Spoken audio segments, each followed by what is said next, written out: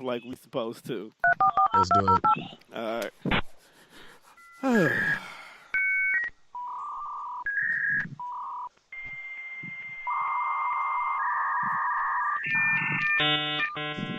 Welcome.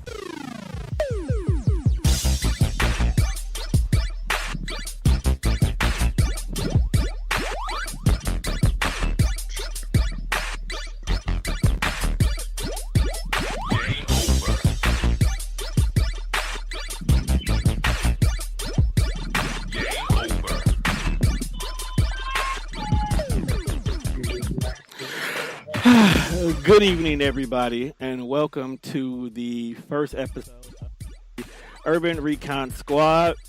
It is our comic book, nerd-based, life-based, fuck you and everything you stand for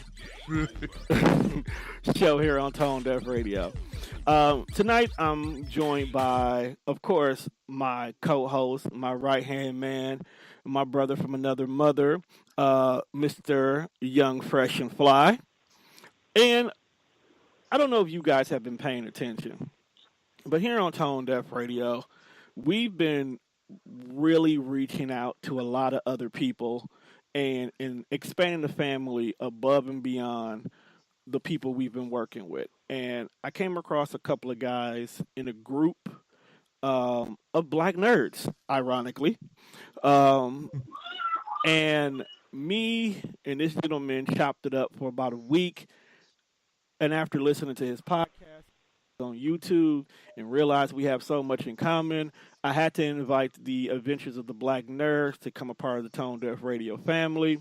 And this evening, I'm going to be joined by one half of the organization, Mr. Baron Jones, a.k.a. Baron Jones, who is definitely a major player in this video game comic book world. So what's going on, guys? Man, what is up, man? Oh my gosh, that was a hell of an intro. I feel special right now. Not even gonna lie. You on air with greatness between me and Juan. Like this is dopeness. This is basically the Death Fresh show on the nerd side of things. If you have never listened to the Death Fresh show, people, it comes on every Thursday.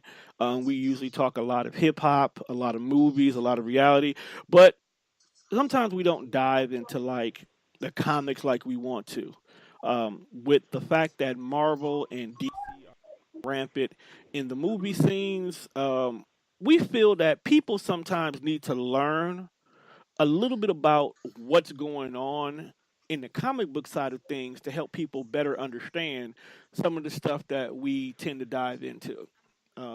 Lately, we've been reading comic books heavy, thanks to our secret library source of digital comics that has changed the world for us, most definitely. So now I don't have to always go to the store to buy comics, especially the ones we don't care about. We can now just download it, read it. If we don't like it, delete it, move on with our lives. Obtain the knowledge. Right, and then just move on with it. Or if you just want to dive in, check out a storyline real quickly, read a trade paperback, get rid of it because you just want to know so you be prepared for the next movie coming out. That's what we use the source for. And that's what we're going to do for you tonight. We're going to go ahead and dive into a favorite of the world that people don't realize how old and how deep it is. It is the Judas contract. But before we actually dive into the Judas contract, we're going to go ahead and open up tonight's show with the Epic Battle of the Week. Epic Battle of the Week is where we take two comic book characters and we pit them against each other and we choose who we feel would win and why. Ooh. All right. So it took me a while to decide which two people I wanted to go ahead and start tonight's epic battle with. And with the fact of the Marvel cinema movie being major with the Infinity War, I felt that we got to take somebody from that movie to kick off tonight. But I had to find someone who I felt was going to be worthy to actually go to war with him. So tonight, the epic battle is the Winter Soldier versus Jason Todd, aka the Red Hood. Okay. Now, Juan, me and you kind of talked about this yesterday because I gave you the backstory of the Red Hood. We did, but that ain't who you asked me yesterday. I know. I asked you somebody else. I changed it up. After the How conversation. you gonna ask me last night's question and then repost it here, but change it? Now I feel like my answer don't even count no more. No, now I gotta answer the question all over again. Okay, no. Okay, all right. Let's do this. Who did I put out last night? You said who would win between right. the Winter Soldier and Deathstroke. Okay, let's make it. Oh, that would be fun too. Let's make it a Mexican standoff then. The Winter Soldier. Okay, we'll add the Red Hood. Deathstroke, Red Hood. Go for it. Who gonna start? I'm still gonna go with my nigga Deathstroke. I'm still going with Deathstroke. Why are you going with Stroke? Yeah. I feel like he's the more tactical of the three. And the other two are kind of like loose cannons from what I've seen, what they do in the comic book world. They're pretty much loose cannons, especially Red Hood. You don't give a fuck about nothing. I saw that cartoon on Netflix. He's savage. True. All right. What about you, Baron? Who do you choose between the three? Okay. I'm going to argue just to play devil's advocate because I'm going to be honest. I really feel Deathstroke will win just on the fact that he's the only one that doesn't care about anything in terms of any ties. Okay. But Red Hood, even though he is a savage at heart, but let's be honest, he was still raised under Batman. True. And he still has that whole code. And that'll be the one thing. And we all know from the Omega Protocol, even Batman had his one thing. That's the way you get him. Pull at his heartstrings, get a friend, take somebody he cares about hostage, and he'll fold somehow, some way. He still may try to come out on top, but Deathstroke, there's nothing to hold over him. Well, and we'll dive into that a little bit deeply as we get into tonight's conversation because there is something you could hold over him. Okay? And a lot of people don't know that. All right? And you know what, Baron? It's not going to be what you think it is. All right? You know what? To add to the mix, I do have to agree with Deathstroke is definitely that dude. I mean, he was trained in the League of Assassins. So he does have that I don't care mentality, but I'm gonna have to go with Hood as well.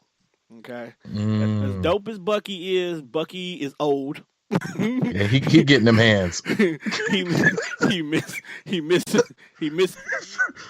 So this is some serious training that he missed out on there right there. He does got Wakanda tech, so that gives him an advantage over everybody else. But we know Groot. Go ahead. We know the raccoon gonna take his arm. Yeah, we know his arm gonna get stolen. So I gotta go with Hood because unlike Batman, he doesn't have a restraint. Okay? If you go based off of before New 52, Red Hood, or before Rebirth, Red Hood, yeah, he was savage because his mind was a little twisted. If you're trained by Batman, that literally means you've also been trained by the League of Assassins, but unlike Deathstroke, he's taken that that trigger out of him, and whatever Red Hood is doing, he's doing for a purpose. So that same I'm a Batman's son, which could hinder him, is also the reason why he'll be prepared for everything.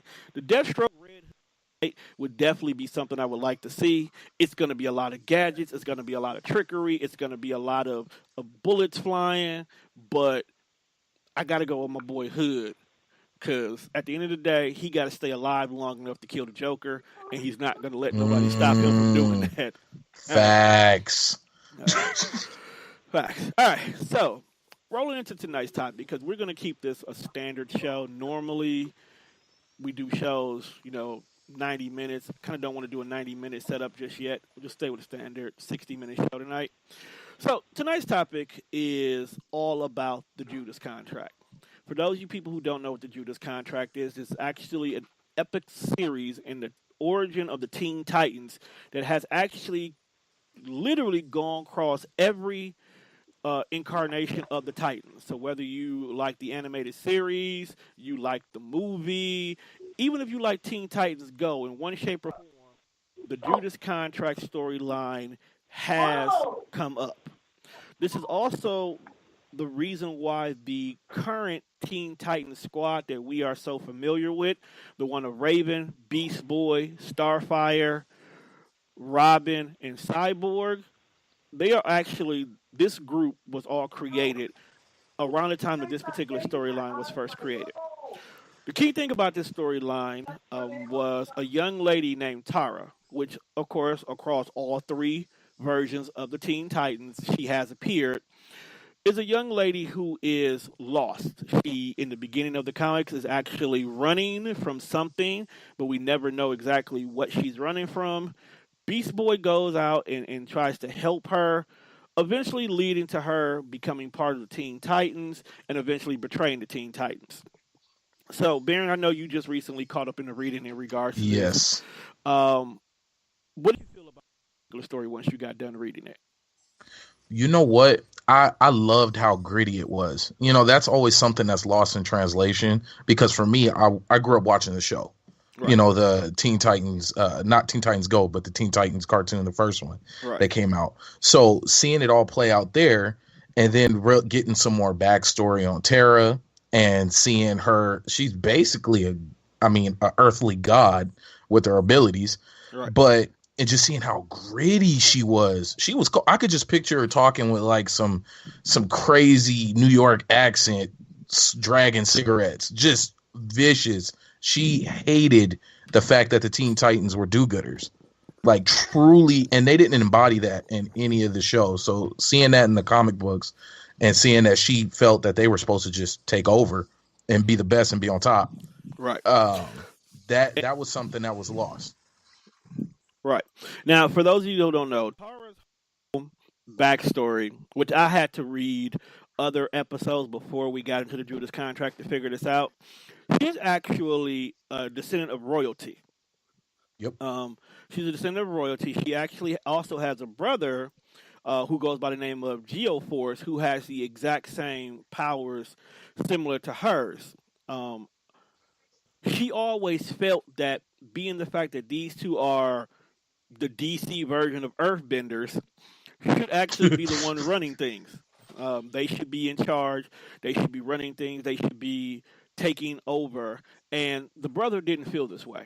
I can't remember if she killed her parents or somehow the parents got killed, but the story that she ran with when she eventually met Beast Boy was her parents were kidnapped. The whole thing was she was looking for her parents and she was looking for the people that captured her. And as the Teen Titans were working to help her find her parents, her story kept evolving from the goons to everything down to her parents got killed in the whole 9 yards. Also, this story introduced one of the three guys we just talked about in our epic battle was Deathstroke. A lot of people don't know that Deathstroke actually was, in so many words, born in the Teen Titans. Now, the comics, of course, always has more story than anything you'll ever see in the animated series or in the cartoons. One thing that a lot of people don't know is Robin is not the one who put this band of Teen Titans together. It was actually Raven. Raven put this group of Teen Titans together simply because he did not want to have to hold Trigon, which she had trapped in her gym, by herself. She needed a support system to let her know that no matter what goes on, she can always be good. And the five became friends, and they also added two other members, Wally West, which is the Flash, and Donna Troy, which she served no purpose other than being a knockoff Wonder Woman. Yes. And that's another conversation, because that whole story is creepy about the Donna Troy situation. All right. So, Baron, you came up with some information earlier that you discovered while researching about this whole triangle of nonsense. What did you find out? Because I don't want to about the whole show. Okay, so the craziest thing that I found out was that Deathstroke is R. Kelly incarnate. And when I say that, what? Yeah. Wait a minute. Let him explain. It makes sense. What you don't know. Deathstroke. Oh man. So Terra. So what people need to know is the Teen Titans are literally teens. Like, that's not just they're the small version. No, they're teenagers. So Terra is probably 15, 16 at this time, if that. And she's knocking boots with Deathstroke. Yep. Like, and it's not even a bad. They don't even put a major spotlight on it. That's just something. She's very hypersexual, and she's knocking boots with Deathstroke. Now, and then she's a hitman for him. She's a total monster. She's a sociopath. It's totally creepy the way she flips back and forth in between her time with the Titans and her time with Deathstroke. Facts. So one particular part of the story was the only reason why we personally find out that Tara is working with Deathstroke is because during an altercation when Deathstroke kind of attacks the Titans, immediately after that attack, Tara went to go see Deathstroke. She went to go see Deathstroke not to find out what stage we are in the plan, but she went to go see him because seeing him that day turned him on, and she needed to release some stress. Yep. Yo, what the fuck is going on in the world of comic books? Now, ironically is if you actually watch the Teen Titans Judas Contract animated movie, they kind of touched on it in a small manner, a very, very small manner, where she is at Destro's house one night after yelling at the boy about trying to follow her, and they don't show it as if they did anything, but they do show her in like a nightie coming towards Deathstroke while he is working on the computer, making the plans for the next step. Now, yeah, this gives a whole new meaning to the name Deathstroke, don't it? Oh, damn. You would ruin it. You would ruin it. Now, Deathstroke, and he's knocking down a 15-year-old. Oh God. Now, speaking of knocking, one thing I actually also noticed in the comic book version was Beast Boy was super creepy. Like, yeah, he was, and I have to remind myself they are teenagers. So, but Beast Boy thought with his other head 97% of the time when it came to dealing with Tara. So a lot of times when Tara was spazzing and was acting out, it was because she was sick of his shit. Because from the moment he met her, he basically had been trying to get in her pants. But the problem was with Beast Boy was not that he was trying to get in her pants, but he was always in some form of an animal when he was trying to do it. Yeah. Yeah, when they were even training in the field, you're right. Yeah. So piggybacking on that, when they were training, he was straight out like taunting her to a point to where even Raven was like mentally warning him, like, bro, stall out. And that's because Raven could sense something was not right with Tara, but because she had just recently obtained Trigon in her crystal, she couldn't tell whether it was Trigon messing with her mentally or if Tara was really giving off this bad vibe. Okay?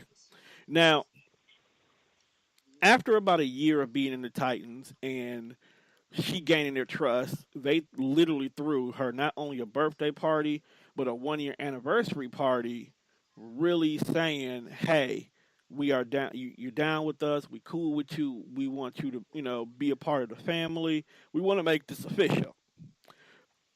She went to Deathstroke with the keys of who everybody was, because at this point in time, they revealed who they are to her. She went to Deathstroke with the keys of who everybody was, what their weaknesses was, and basically told Deathstroke, at the end of the day, Raven is mine. I have to take out Raven. I personally see no reason why. So this bitch a turncoat. She was a plant the whole time. The whole time. Okay. What it was, and you don't kind of find out until later, the whole reason why all of this was happening was Deathstroke had 2 kids. Okay. One particular kid, you remember his name, Baron? Not Jericho, but the other one. Oh my God, he was blonde. All I can think of is the blonde kid in the picture. Right. I can't remember his name for anything. Right. So let's just say Deathstroke's son number 1. You're right. Deathstroke's son number 1 initially had a contract that he had to take out the Teen Titans. Being the fact that Deathstroke didn't want that tarnished part to his name, Deathstroke picked up the contract. Okay? So because his son failed at doing what he was supposed to, Deathstroke took the contract, and this is how this whole entire plan started. Okay? He's seeing the possibility of being able to get in and take out the Teen Titans, but he wanted to do it strategically. He wanted to do it clean because he did not need to kill them. There was a purpose for them. Okay? Hive and Brother Blood actually needed the Titans because they wanted to take their powers, so he couldn't kill them. Tara gave me to set up everything. Now, the funniest thing in the world, and I did not realize this in the animated movie until I rewatched it recently, the way he took out every single Titan in the comic book, he did it the exact same way in the movie. Okay? Now, being the fact that you had Raven, who was already targeted by Tara to be eliminated, she was already taken care of by Tara. Cyborg, because he's still part of the Teen Titans in the comics, and it was Blue Beetle in the animated series, was electrocuted. The chair. Yep, the chair took him out, which was actually in the comics. Beast Boy. How'd they get Beast Boy? Oh my gosh. Beast Boy was. Damn it. Why you gotta put me on the spot? Beast Boy. Well, see, the only one who got away was Dick. Dick Grayson got away. I will not call him by his government name. Dick got away. No. Senor Meats was on the run. Here's the thing, and this is what's wrong with comic book people. Because his name was Dick, if you actually read any comics with Grayson in it, they constantly make Dick jokes, but you don't catch it right away. It was constant Dick jokes. And I still laugh about that. So in the comics, one thing that a lot of people didn't know was at this time, Robin did not want to be Robin anymore. Grown ass man. He was a grown running around man. in little tights. You did. Tom Dude outfit was very fugazi. Very fugazi. Even in Teen Titans, they read about the elf outfit. He didn't want to be that person anymore. So he actually didn't have a title. He actually had quit the Teen Titans at the time.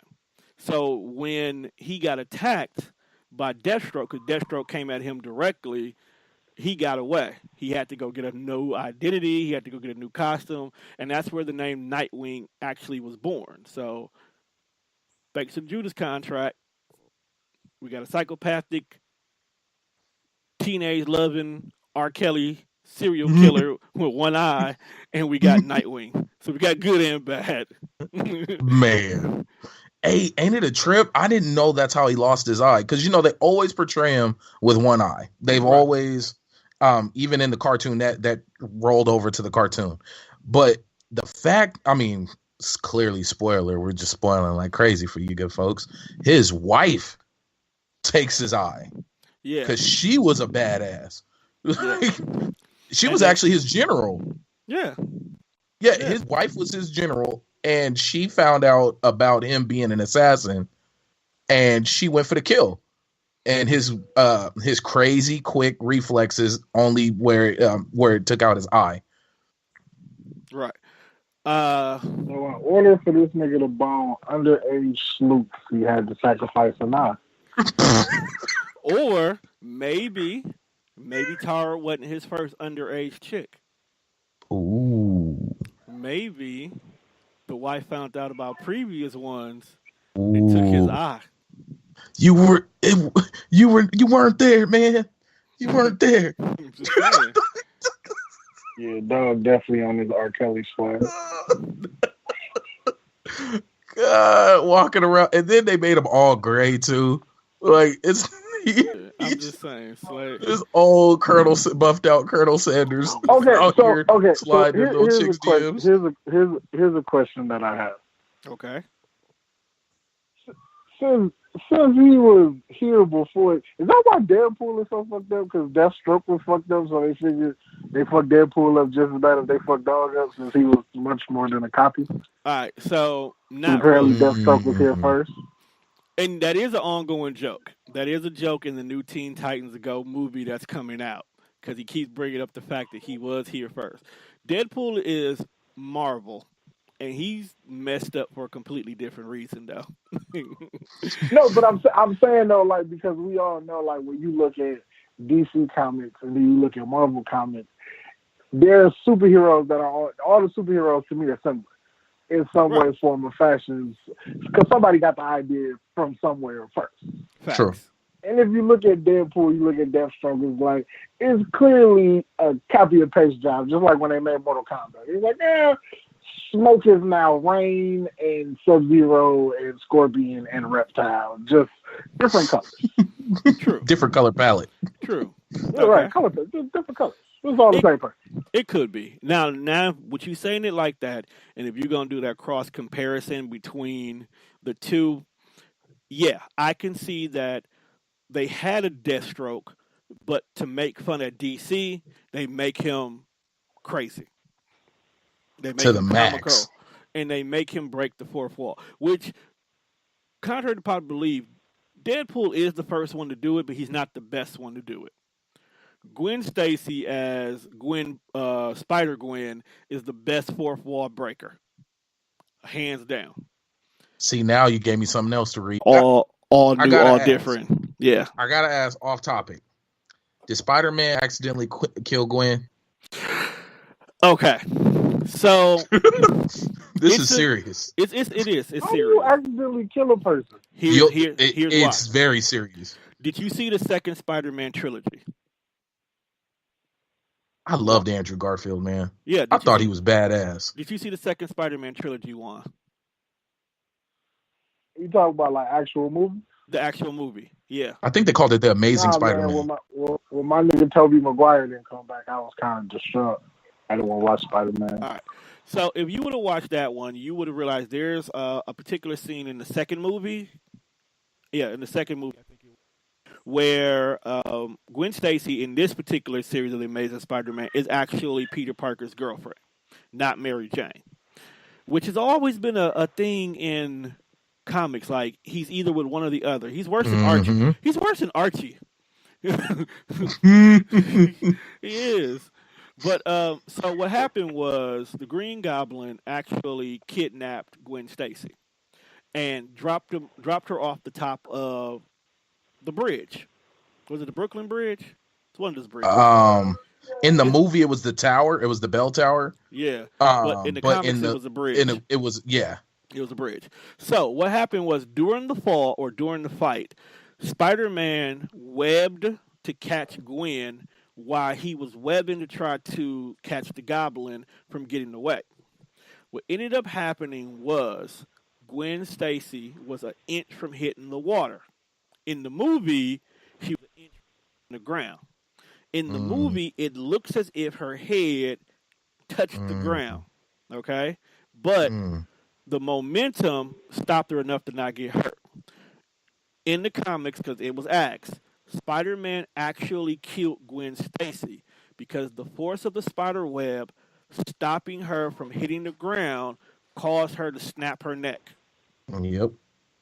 And that's how she died.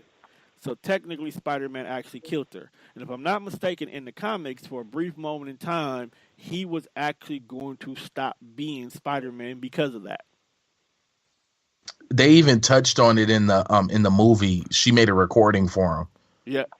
Basically telling him to keep going because he was ready to walk away. Yep. And what's so trippy about that? What I loved about that Spider-Man the most, and this probably could have been more or less the director, is they acknowledged how strong he was. It was always inherent in the other ones, but here he was breaking everything. He had to learn how to refunction and walk around as a normal person outside of the outfit without destroying everything. Because I don't think Spider-Man's ever punched anybody full force. I don't think so either. The one thing I did like about the Amazing Spider-Man compared to the first Spider-Man was it wasn't a love story. Okay. Yes, I'm thank kind you. of sick and tired of superhero movies being love stories. There's always a love interest in every single movie, and Yep. that love interest causes the hero to make bad decisions because they have to either sacrifice the loved one to stop the villain, or they let the villain go and the villain fucks up more stuff.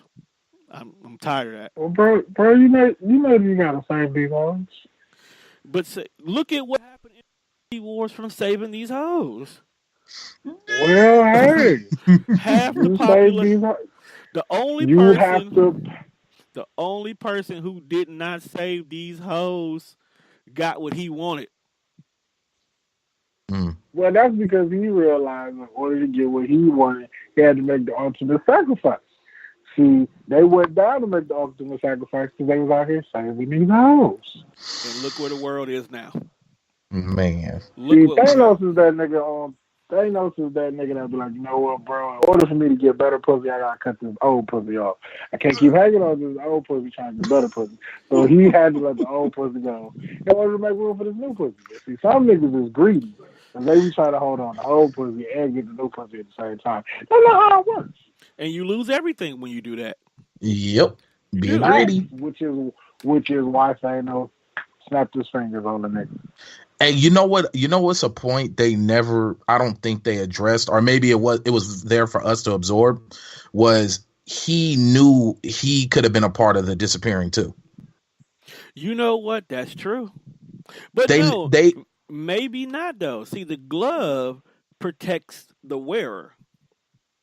So that automatically made him immune from the effects of it, because you got to remember, the snap or whatever you do, it's to your desire. So maybe that is true. Maybe he didn't want everybody to disappear. Maybe he wanted to have a whole galaxy in peace with no war, no violence. And if he snapped his fingers, that's what would happen. But he said, hey, in order for these populations to survive, you have to get rid of half of everybody on your planets.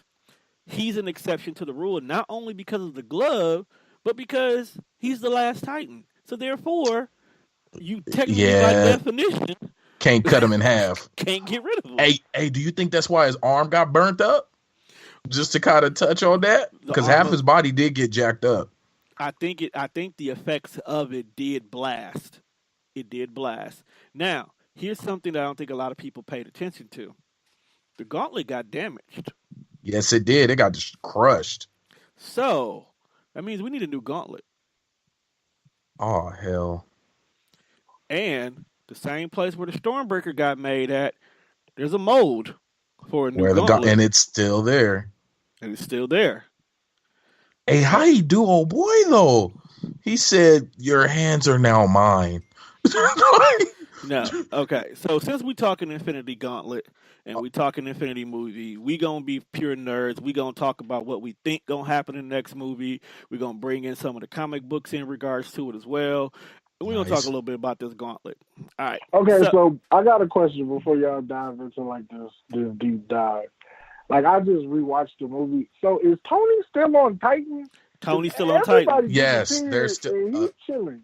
Tony, is he up there alone? Tony and Strange is like. Did Strange disappear? I think Tony. Yeah, Strange disappeared. Strange disappeared. He's up there with Nebula. Him and Nebula are up there. I think Nebula's still alive. Yep, him and Nebula. So him and Nebula. But that's a vacant planet. So what are they gonna do alone? They gonna get off that damn planet. They gonna make it work, man. I don't know if you want to knock no robotic cousin. She's not all robotic, bro. She's not all robotic. There's some flesh there. It's not all robotic. Well, Not is it in all the of it. places that count though? Like, if it's not It the is. places that count, No, He just it called her a is. fleshlight. it is. It is. You want to know why? Because I was reading the Infinity Crusade, which is technically the third part to this Infinity Trilogy. And when Thanos had to go to the place where the stones were created by which he told Nebula to basically wait in the car until I get back. If I'm not back within like an hour, raise up out. They had another person that was riding with them.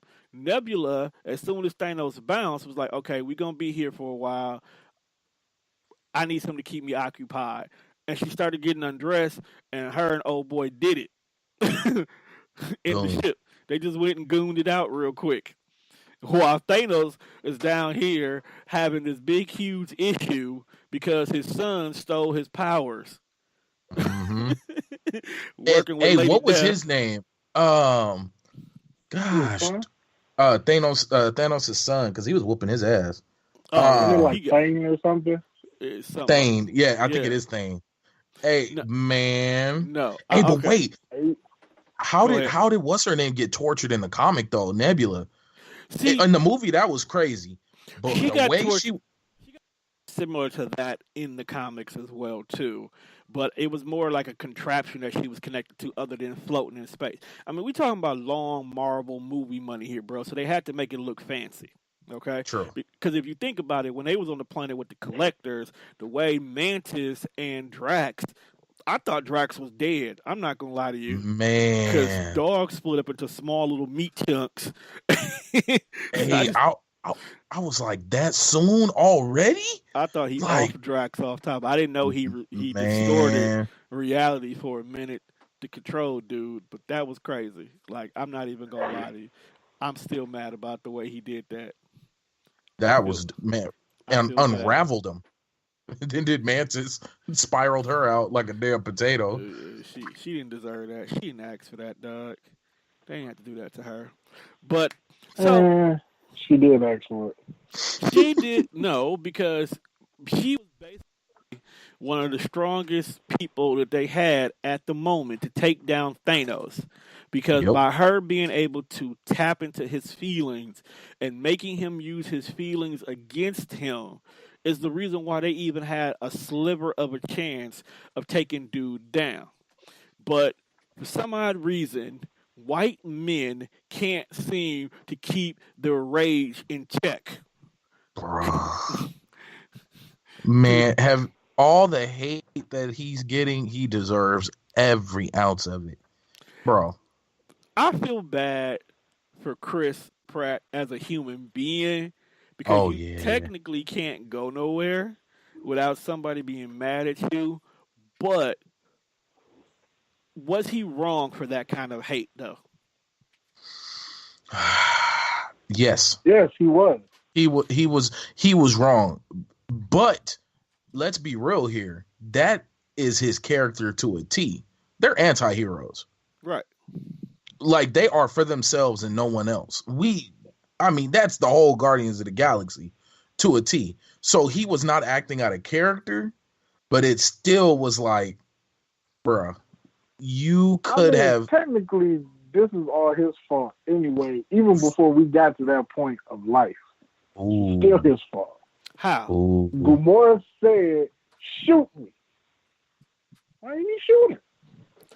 Because, bruh, he loved her. And Man. that goes back to our previous point that people's love blinded them that they could not make the proper decision. And can we talk about how Thanos' love for Bubbles? That's creepy. Hey, please, creepy. Nobody's talked about that. That was twisted. Out of all things to turn it into, Bubbles. Every time. Bubbles. This big grown world smashing man, or man thing, Titan. Bubbles? Wait a minute. Now, Baron, you might get this. Okay. So Thanos is from the moon of Titan, correct? Yes. Okay. Where else in pop culture currently right now or a planet/moon named Titan exists? It's not Jupiter, is it? You talking about like real life? No, I'm talking in pop culture right now. Pop culture, Titan. The DLC for this game just dropped on Tuesday. Oh man, Destiny. So, do you think that some of the Guardians who are running around on Titan doing damage might be destroying descendants of Thanos? Ooh. See, you know what, man? I'm okay. You already know I've adamantly put down my Destiny controller. I can't put it down. I told y'all why. Yeah, hey, no, and it's the time sink. We already know. We had that conversation. It's real. I feel it. But I do wish they would make a grand movie. Okay, so back to the point. Yes. Because first off, I think the Guardians are the bad guys. I've always felt that. Freaking vampire zombies that don't die because your magical robot and your giant robot god gave you superpowers to take over other planets. Okay. I mean, I'm not disagreeing with you. It is a very messed up situation because technically, how many prayer circles have you broken up? Man, I just got done breaking up a couple of them. Like I literally just broke up a few of them in the DLC. They sitting there humming, praying to their God. This is true. Oh, we don't like that. We need to take them out. That's white people, period, though. If you don't like their religion, they try to. No, you can't celebrate your cultural. You're going to celebrate our culture, and that's what Guardians are. Guardians are resurrected white people. Man, hey, you know what tripped me out? What solidifies that? It's a Destiny thing. Oh, go ahead. No, Juan didn't know because Juan didn't jump into Destiny with us like the way I did. He picked it up for a minute. He is like, okay, this is cool, but this is not my cup of tea. I'll come back to this later. So that's Juan with Destiny.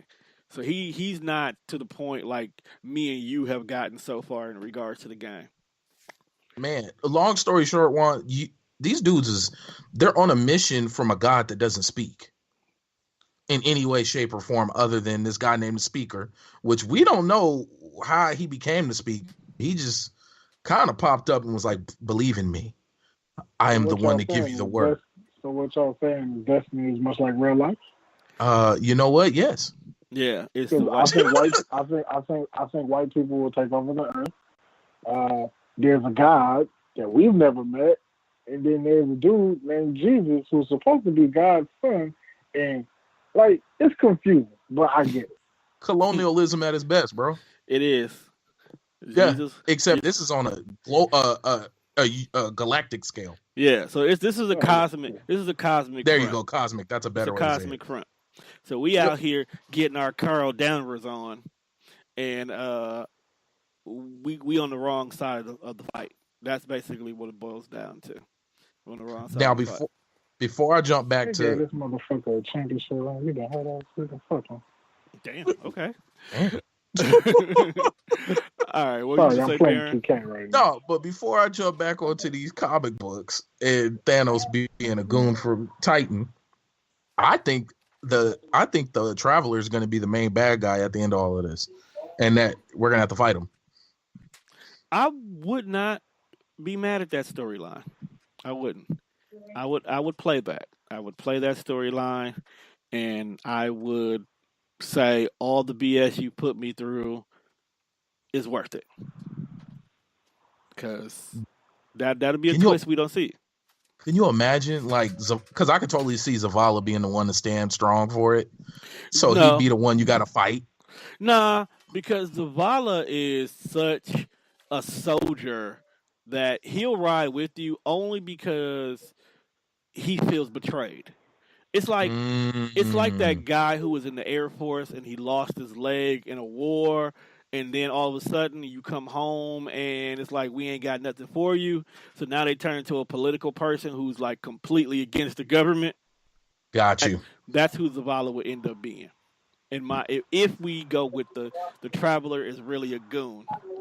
Bro, why did I just picture Zavala in like a flannel shirt with like the vest with all the pockets and like a camera and a press pass? You're gonna have to come get Zavala out of his shack on a farm on EOS, just out there Like with a cloaked, so no cameras can see him, no satellites can see him. It's all, cloaked. turn your Fans phones out off. there. All right. Now Kill your ghost. speaking of a cabin out in the middle of nowhere, after reading the comics and finishing up the Infinity War, the Infinity Gauntlet, and the Infinity Crusade, I come to the realization that the ending of Infinity Wars is actually the ending of the whole movie.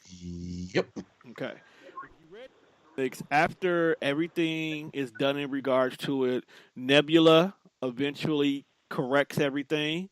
After she finally gets the gauntlet and put everything back the way it was, Thanos actually loses his powers and is living on a planet.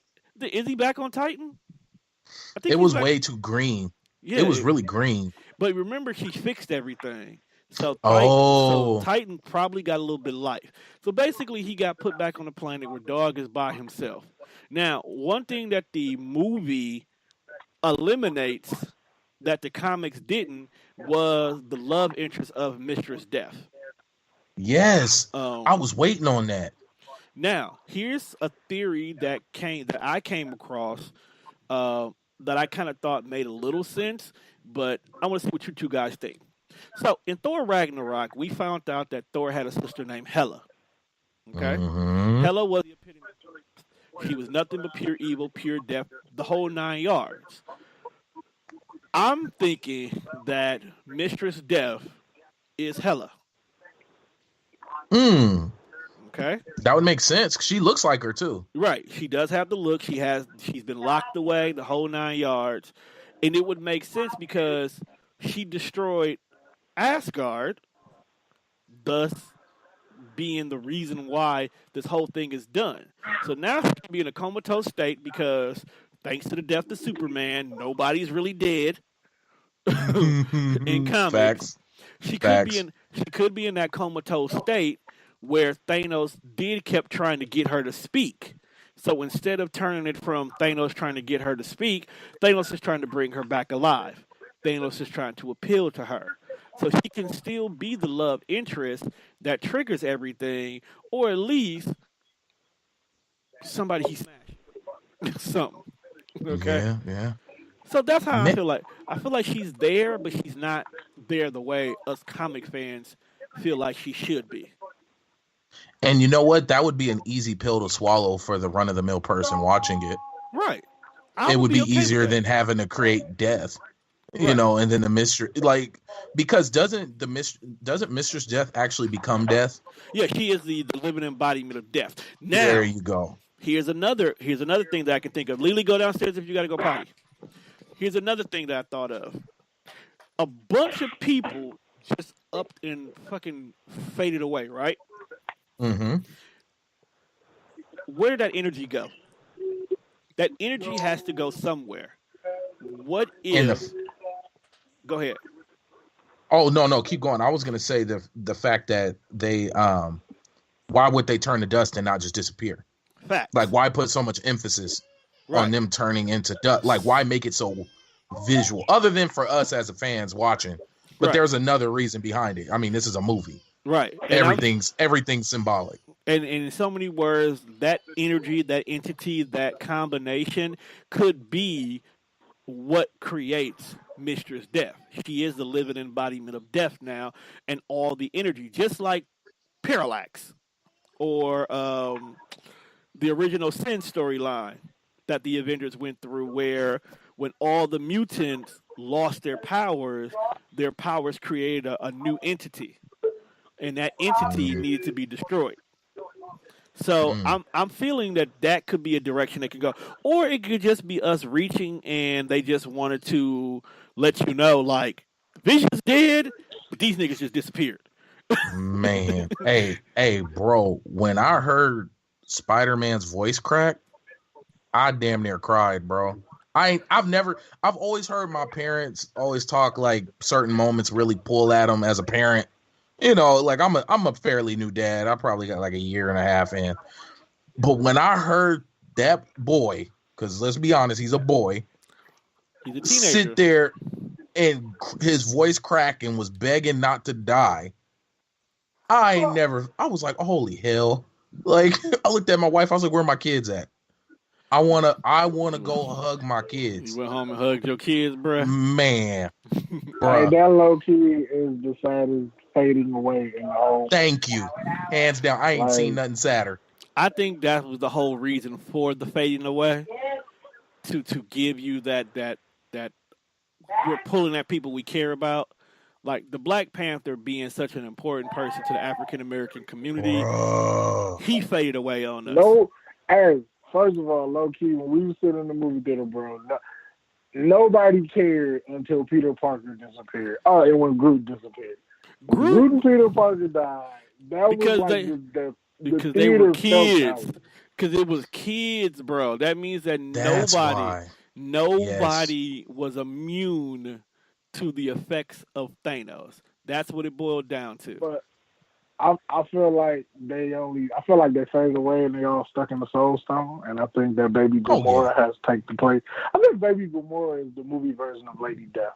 I think that would be an easy scenario for people to digest. I can roll with that too. Because I feel like people, like a lot of people who go see these movies don't dive deep into the comic book world as the comic book nerd. Because like when you see the movie, when you look at it from a comic book standpoint, you be like, okay, well they took this part out and they took that part out, and that's not true to form of the comic book. And what I try to get people to understand, like when they be selling me, or it wasn't like the time, I'm like, they have to do things for Hollywood, right? Because when this Marvel initiative go ahead. Right. It is like if you go by the comic book, it's like, well, Thanos was that nigga. You kill everybody. You just be the nigga. You run through the Avengers. But you have to do things for comic book purposes, so it looks like. And I dig how they gave him. You felt his purpose. Like he didn't feel like the bad guy to me in this movie, much like when we saw Black Panther. Killmonger didn't feel like he wasn't, bro. He didn't feel like a villain to me because he had a purpose for what he did, and I like how it was like, okay, well he's technically the bad guy because he's supposed to be the villain because we're supposed to cheer for Black Panther as the hero, but he had a purpose for what he was doing. Like, look, they didn't enslave my people, and you got the resources to help my people get up out this situation, so you need to come up off that and help. If you don't want to do it, then I'm gonna be king and I'm gonna show you how we're gonna get it done. It's like, I feel that. That's revolutionary. Like, that's a true revolutionary. You take the power in your own hands when you got the power.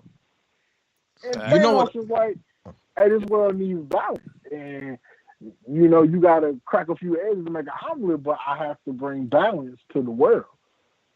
Facts. You know what I love the most? Go ahead. You know what I love the most about his portrayal in here? He wasn't a megalomaniac. He wasn't on that whole like typical, I'm a ultimate bad guy. I'm doing this for total control. He was calm, threw them hands, and was like, I'm going to save y'all. He was basically Black Snake Moan. But yeah. I can't even look at him as Black Snake Moan. He was basically Samuel Jackson for the universe. He got a point, though. This chick had a problem. I will save you. She couldn't control it. Chained her up to save her. It's like, I will save you. I mean, that's how they used to help people kick heroin addictions back in the days. You chain them up to a pole, and they stayed there till they shook it. So Thanos out here just chaining up heroes. Like, I will fix you. Balance. I will fix you. All right. Quick question. Since now we talking Thanos, this came across my table. Now, a lot of people say that due to the fact that Marvel is based in the real world and real problems was coming up, they felt that Thanos would not have been able to pull off the mess he pulled off if this was DC. Do you think that's true or false? Fact. Yeah, because Batman would have stopped him, bro. Hell yeah. Isn't Batman Tony? No. Batman? No. Nope. Batman don't got the ego. That's because he needs therapy. Batman needs therapy. That is going to be the name of the next comic book or the next episode we do. It's called Batman Needs Therapy. Batman is suffering Batman from PTSD. Oh, to the max, bro. Yeah, Batman is definitely a sociopath. Okay, But let me. that's just I got my argument right here for why Batman would have simply stopped Thanos. Okay. He stopped the with the Omega Protocol. God damn it, I can't believe forgetting his name. He was the origin of Thanos. I'm blanking. Darkseid. He stopped Darkseid by simply threatening him with destroying his own planet. But Thanos don't care about his planet. It's dead already. Right, Thanos That's not gonna work. Dead. So that's not gonna work. Yeah, because Thanos did just kill his daughter. Batman Good point. Like, fam threw his whole daughter off the building. Oh, awful. And watched her. For the greater good. He shed some thug tears. But he talked. I mean, I feel like Hit her with the mist. DC would have stopped Thanos just because I feel like DC feels like everything has to have a happy ending. But it's so dark. That's why nobody ever died. Visually. No. It's visually dark. People die all the time. Yeah, right. He's right. It's visually dark. But as in tones, people do always come back, though.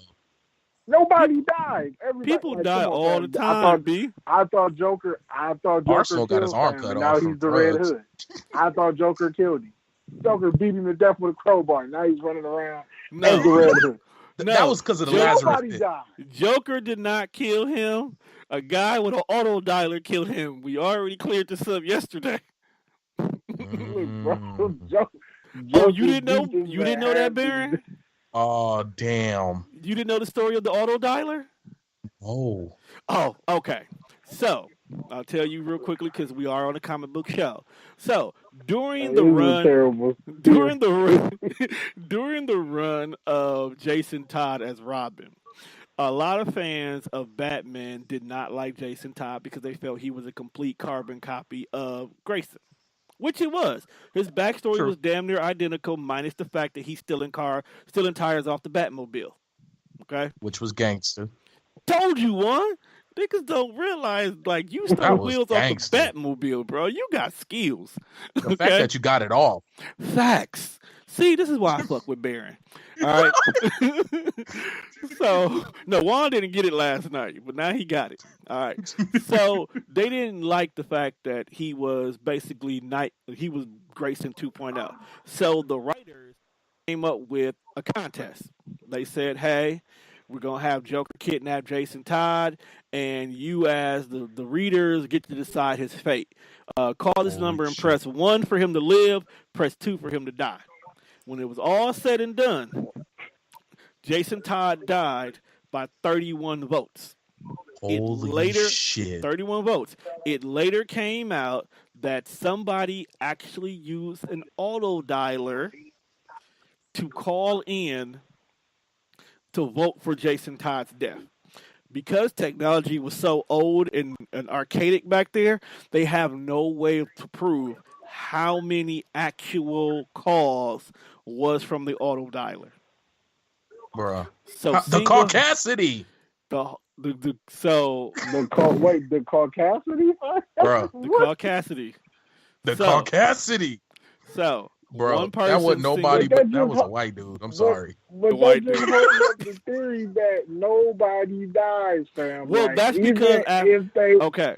So in Jason Todd's defense, after the writers found out, it's like, oh shit, he died by an auto dialer. We can't keep this. We can't keep this one out there because we will never live it up. They brung him back with the Lazarus pit. Lazarus pit. Ra's al Ghul. But see, come on, man. Hey, the Lazarus pit has always been there. Yup, biblical. No, I get that. It has. It made its debut in the Justice League, which is why Superman had a fucking brain fart and tried to kill everybody, especially Batman. Oh, look at you. Damn. You know what? You're right. If you go back and look at the Justice League movie, they created a Lazarus pit. I thought that's what it was. I'm like, shit. That's the only way you bring people back. You throw them in this pit and they emerge. They created Lazarus pit. Yeah, I saw a few comic movies. I watched a few of the anime movies on I'm not Netflix. mad. I saw. I'm not mad at you, bro. That's the best ones. They use Man, I'm language. loving the wisdom here. Like This is But some that deep just pulled wisdom. But the tool. that shows you no, like, fam, if I was the writer, I'm like, all right, fam, the hell of high water, they voted you off the island, bro. You gotta go. But that's You dead. Auto dialer. but that's Death what the, Robins everywhere. Which is why I know that nobody is actually dead, and I feel like if in this Avengers movie, if you died pre-snap, it should be over for you. and I think they will, but that's because you can. Like They gotta like, reset the timeline. Loki needs to stay dead. Heimdall needs to stay dead, and they killed Vision twice. For the love of him, don't bring him back. But you know he gonna come back as the gray Vision, as the colorless Vision. But no, You already know that's written. All right, so here's the thing: all of them have to come back. Is he gonna only take because L's like he did in this movie? fan Black Panther took L's in 2 whole movies, and we still want a sequel. So Hey, you can take L's. he lost. He basically lost First that of both all, fights. Black Panther, yeah, Bucky was all over him in that movie. Which is why he didn't go help Tony at the end when they was jumping. He was like, you know, Stop what, it. back to jail because So what you they tell- had them Got hands them for winner hands. So what you telling me is because Bucky was handing out them hands, BP had no choice but to let that nigga in his gates because he was like, if I can't beat Bro. dude, let me at least hire him. Oh, That what you my saying? All I'm God. saying is it was evident, fam. Like he could have went and helped Tony from getting thrashed by Cap and Bucky, but he was like, "Nah, I'm a handcuff folks." No, I'ma bro, take him that's a back white and then- that's a white man's fight, dog. That fight ain't got nothing to do That- with him. That You is can- true. That was a white man's fight, dog. You don't They get killed in his between. pop. Okay, so he went after the nigga that went killed his pops. He didn't give a Can we fuck about acknowledge Cap that and old Bucky. boy was the best villain ever? You and Tony got Claw? the same gripes, fam. No, not Bucky- Claude. Because Bucky Claw set was the bomb off. was Killed funny your as pop. hell. And, No, I'm talking about yeah. old boy who caused Civil War in the movie. Oh, That was genius. With a stroke of a pen Yeah, that- and a couple of words, he Yeah, brought that down was the definitely- he brought down the Avengers. Yeah. yeah, I still like the comic book reason for the Civil War better. Mm. That shit was Mm. epic. I mean, but that's like Hollywood ain't stupid, man. I mean, as far as X-Men go, they pretty dumb, but Oh, Marvel damn. ain't stupid. Well, that Hey, look, bro. and I'm glad you brought up the X-Men. X-Men No, have no. had 75 reboots, and none of them are decent. But this is okay, and I'm glad you brought that up. All right. Now, one thing as a huge X-Men fan is new Avengers War movie and the outcome that's current on right now does a lot that can definitely benefit Marvel as a whole. One, you eventually have to reboot everybody, right? We already have stated several times, people don't stay dead. Folks is gonna come back. Whole nine yards. Wait, what you talking about? I'm getting there. Heck no, man. I'm getting there. Don't reboot everybody. Niggas need to stay dead, fam. I feel you, but we talking about Marvel. They're not gonna stay dead. We just said And that. money. Right, and money. But now that you recently just bought Fox and you have the rights to the mutants now, you can use this reboot to introduce mutants as a whole. There's also a key storyline that I've been talking about for years, like to the point where our buddy Chalk is actually sick and tired of me talking about this storyline because I live and die by it. All right, is the House of M. For those who don't know, there was a particular storyline that occurred with mutants around about the same time that the Avengers being disassembled occurred. Now, the Avengers being disassembled storyline can kind of be what the next Avengers 4 movie is to a certain extent. Because once everybody beats Thanos, they come back together. Everybody like, deuces, fuck you, I don't want nothing to do with this anymore. One of the big key things is Wanda and Vision. You technically do not have to bring Vision back because, let's be honest, Vision died before the erasal. So I feel like anybody that died before the erasal shouldn't come back. If you let Vision stay dead, and the fact that Wanda killed him, you get that moment when Wanda snapped. Okay? And because she snapped, she rewrote. This would be a fantastic way to introduce the mutants because you eventually have to recast Wolverine anyway, right? True. So this is when you introduce your new Wolverine. You take key mutants who showed up. Professor X is technically out the picture. You bring over old boy that played Magneto. You got Assbender. Yep. You got Assbender. I hate his name. You bring over your X-Men already. You bring over your mutants. In the beginning, you have Professor X because when Wanda breaks, that's who you take Wanda to. Okay?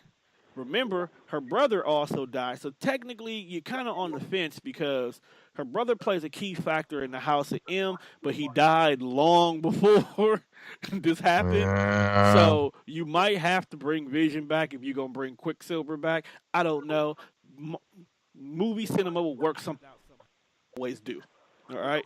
We'll probably find out he never died. We'll find out he never died. He was just injured. That's what I hate about movies. He was I'm injured. going to take a bullet on the screen and you're going to tell me he never died?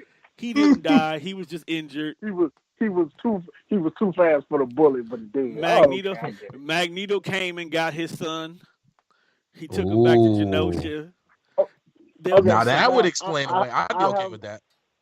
I have a question for my fellow comic book enthusiasts. Now, seeing that, even though we probably don't want this, and when they do the X-Men with a Marvel logo on it, they're probably going to reboot it. They should. They should and they shouldn't. But for Hollywood purposes, they're probably going to reboot it and they're probably going to recast it. Since, they're not going to get Hugh Jackman to come back. He's like, Sam, I did this shit for 10 years. He didn't go nowhere. So I'm out. I'm done. I quit. Now, if you had to recast the original X-Men that they used, like certain characters that were used already, and you just have to recast them for the reboot, who would you pick? See, here's the thing. If you pay attention to the last trilogies, the last 3 X-Men movies that came out, with the exception of Wolverine and the Bar, nobody in the last movies need to get recast. You can keep all of them. You can keep all of them. That's the cool thing about they rebooted it on their own. So the only key person who really needs to be restaffed would be Wolverine. Because old man Logan... I want a short Wolverine.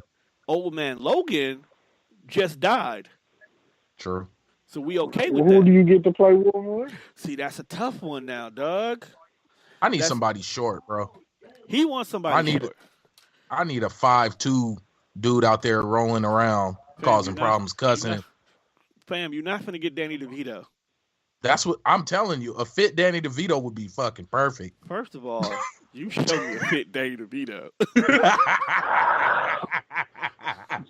First of all, Wolverine is too big of a marquee name in the X-Men universe for them to get a nigga who is 5'2". They not gonna do. They gonna do the Hobbit camera tricks if they really feel like they need to do that. Now, the crazy part is one person who I kind of was really leaning towards, but is kind of playing somebody else.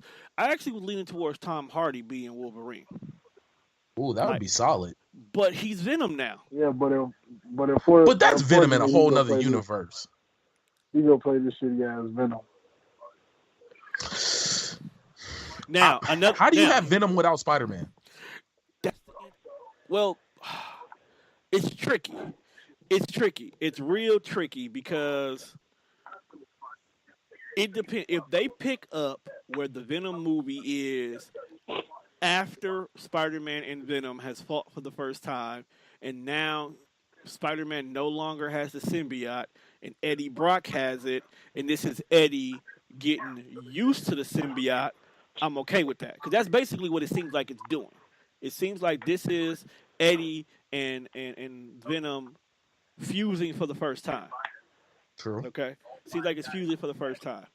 I'm okay with that because he got to get used to it. And then if they do it right, If they do it right, towards the end, this is when they get the situation where we are going after Spider-Man. And when you do Spider-Man Homecoming 2, here's your villain. Only way I'm gonna be happy with this movie, 100%, is if I get a cameo from Spider-Man in his outfit. He got to be an outfit. And I think you should. If you don't do it in the beginning, you should close the movie out with it. It should be the ending credits. It should be the focus point of the whole reason why we sat here and watched Eddie Brock become Venom. Yep. That's the only thing. He should be at the end. Because otherwise you're creating a whole universe. Or, hey, real talk, what if they create a time warp? I was talking about this with Travis, and I was like, what if this is years past what's going on at Homecoming? True. That would be a quick, cheap way to explain it away. True. Oh, y'all think Sony thought that too? No, hell no. It's Sony. Like, this is Sony. So as awesome as the idea is, it would not be a good idea. And I don't know how much input Marvel really has with this project, because I know they did the joint project with Spider-Man to get him to come back to the MCU, but I don't know if Venom is a part of the MCU or will have any dealings with those. I think it'll be dope if, because like we've been saying, eventually you're going to move past. Like, it's been 10 years to get to Thanos. Thanos is here for this movie and the next movie, but we have to go somewhere after that. True. So, well, we're going in outer space. John Cena is going to play Wolverine in like 2025. Just put that out there. And if it happens, you heard it first. No, I cannot be John Cena. Well, John Cena will be Wolverine. My soul would hurt, bro. No, because my soul aches at the thought of that. No, I can't see that. If you want a good player, somebody who I feel can handle the role, and it's actually would be perfect timing, being the fact that the show that he's popular for is actually getting ready to end because this is their last season. Jon Snow. Ooh. Kit Harington would actually be a good person to play Wolverine, especially when we go through those Japanese years, those savage years, or even better, when we start from the beginning, when we do his true origin story. Jon Snow is perfect for that. Because technically, Jon Snow, the actual character, has been Wolverine. Wait, run that by me. If you pay attention to Jon Snow's character on the Game of Thrones, he has basically been Wolverine. His origin story is very similar to Wolverine's, minus his mutant abilities kicking in at a young age. He go live on the wall when Wolverine went to go live in the mining factory to find himself. Shit. His problems followed him there, just like his problems followed him to the wall. He fell in love with a woman he should not have ever been dealing with, just like Jon Snow fell in love with the wildling. Okay? The wildlings eventually was the downfall. Jon Snow. Why are you saying... It's the wrong John. Why are you saying Cena? Why Cena, bruh? I cannot let Cena... Well, then I'm going to say John McAvoy. Because Dwayne The Rock Johnson will get him this job. Dwayne The Rock Johnson works for DC. If anything, John Cena would be somewhere in DC. Matter of fact, John Cena. First of all, who doesn't love The Rock? Who doesn't love The Rock? Tell me who don't love The Rock. The Rock. He's starting to be in too many movies for me. He does the same role in every movie. Bruh, they tried to redo Die Hard, but gave him one leg. Ooh, what movie was that? I don't know if it's out yet, but they're basically, long story short, it looked like Die Hard in a building. Everything looks like Die. Oh, I know what you're talking about. Yes, with the one leg making the impossible jump. Have you realized The Rock does every movie that's a reboot of something from our childhood? True. Rampage, the video game, Jumanji, the Die Hard movie you're talking about. Like, Rock reboots everything. His life is a reboot. And because white people love Dwayne Johnson, man. He's the right amount of chocolate where it don't make you sick. Right. He's the perfect black guy. Like he's not a nigga, but he's not actually. I'm so mad. He's the right amount of chocolate, though. But like, The Rock is the equivalent to Barack Obama, which is while Barack Obama was president, he's the right kind of black. He's the right kind of black to be president. And he wasn't, he wasn't a dark skinned nigga that smoked cigarettes that fixed cars. And, so we ain't gonna see Shannon Sharp as a superhero movie. Shannon Sharp will never be president. Fam, we got Terry Crews. That's why. Ooh, Terry Crews is our Shannon Sharp, and I think it's only because he was a trained gymnast, and everybody knows it. No, he got the role because he was touched by movie execs. And he did come out and say that. He came out about it. Is that why they put him in this new Deadpool movie? Because we got his balls fondled? That's why he's in it, dog. Hey, so like, G.I. Joe plus 2 strength, bro. Damn, not +2. Like, dog. Somebody used a trap card on him. Send him. The Shadow Realm. They should have never gave you niggas Yu-Gi-Oh! They used a trap card on Terry Crews. I'm mad at dog. It's okay. No, but for real. Because think about it, dog. Going back to The Rock, bro does reboots of old movies. Rampage, Jumanji, Baywatch, Jim and the Hologram. Oh, damn. I forgot about Baywatch. Hercules, G.I. Joe. Journey to the Center of the Earth. He even rebooted The Mummy.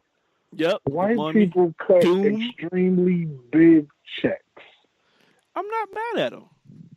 When white people cut big checks, how can you say no, fam? Think about it. Because I would have said no to Doom, because Doom sucked.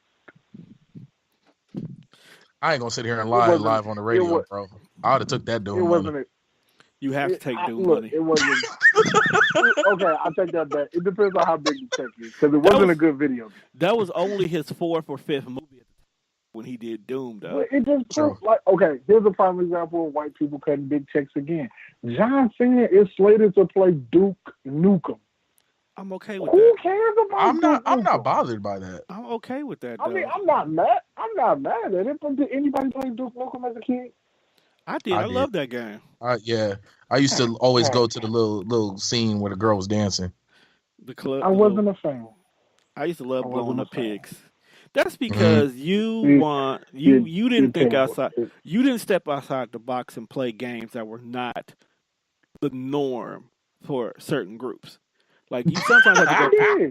No, I'm serious. I did. Like, sometimes you got to go play a game that you didn't think. Like you sitting here and you waiting on the new NBA Live '98 to come out, but you finding out all your friends is on some Final Fantasy VII. You don't know nothing about this game, but you say to yourself, "Dog, I'm not going to mess with." Final Fantasy VIII changed my life. But I'm not. I wasn't in the Final Fantasy. Right, like, exactly. Stuff like that. But it's not that they weren't good games. It just didn't pique my interest. Like right. And I'm not saying that you're wrong for that. I'm just saying Duke Nukem was probably one of them games. 007. Like, right. 007 was the shit. Because I played that slappers only. But that was a common game. That was the game that was Call of Duty, that the way Call of Duty is now. Like right now, the common game. Call of Duty's terrible. But it's the game that everybody buys. Call of Duty, some form of basketball, Madden, and damn, that's basically it. Those are 3 games that are always bought no matter what. Every black person in America, when they're trying to sell their PlayStation or Xbox because they need money to get a pair of Jordans, one of them 3 games, if not all 3 of them games, is usually the game that they're giving it. He said giving for it with a pair of Jordans, I quit. Wait, why is niggas hawking their system for Jays? because they baby mama is the one who bought them the system. The games that they are playing are about 3 to 4 years old because not the old 2K. They don't want to go out and buy the new version of the game because, first of all, they can't go into Best Buy no more because they got caught stealing. They don't know anybody. They don't hang out with their homies no more. Is this your life, bro? Is this your life? Like, Fam, you can go back to the Best Buy? Is that what you telling me? Clearly, you know that's not my life, so don't even go there. Like, I'm actually thinking about... I was just asking, were you not allowed back in the Best Buy, bro? I am always allowed to Best Buy. They love me, okay? I'm thinking about getting a second job with them again. Matter of fact, I think Trav or Baron, one of them two, work at Best Buy. So I worked at GameStop. I made that sacrifice for all of our sins. Yeah, you gonna? Hey, I used to want to work at GameStop. No, bro, I did until I did. It was one of those jobs that I quit by just walking away. I didn't even tell anybody. I just left. Stop going to work. Man, that place was taxing, bro. That was one of the worst. I crunch numbers for a living now. Literally look at paper all day and check signatures.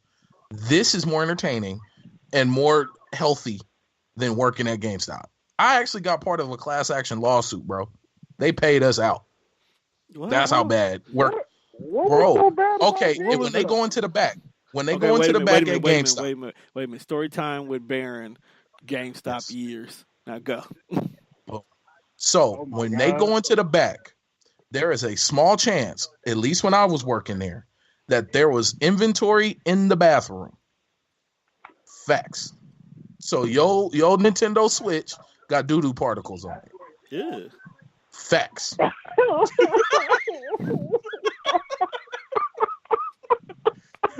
Bro, your break room is next to your bathroom, which is might as well be a porta potty. Facts. They were understaffed. Hey,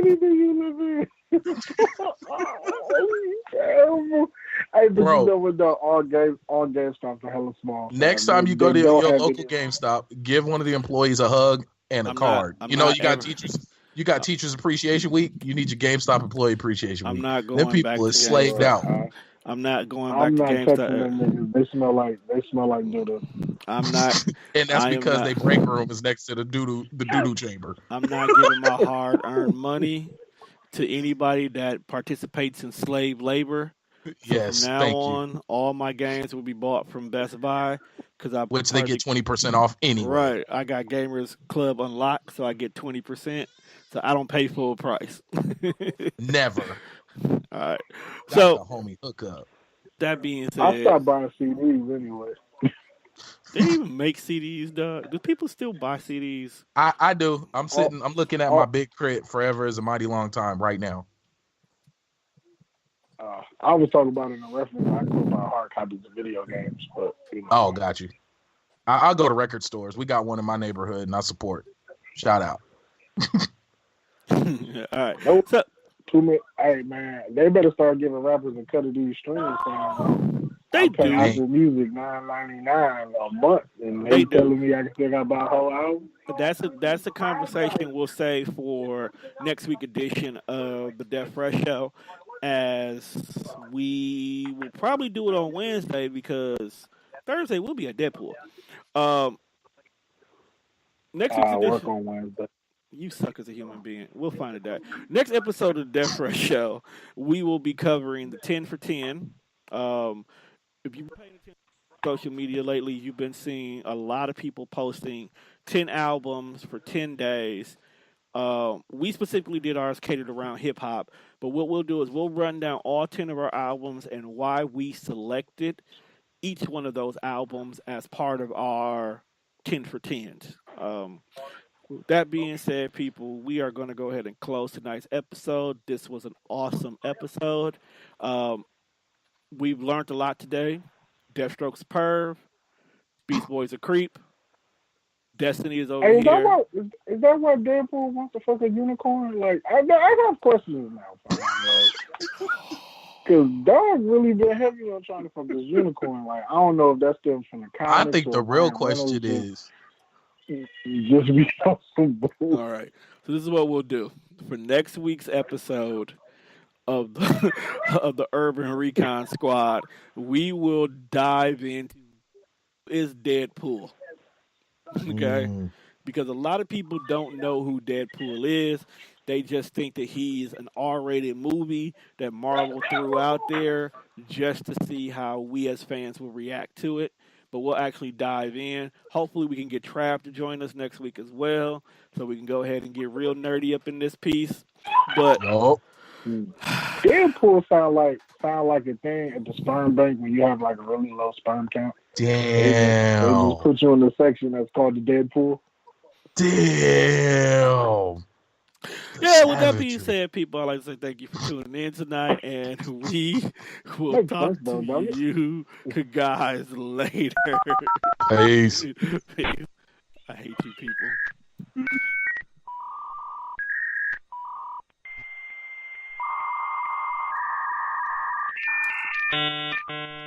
Welcome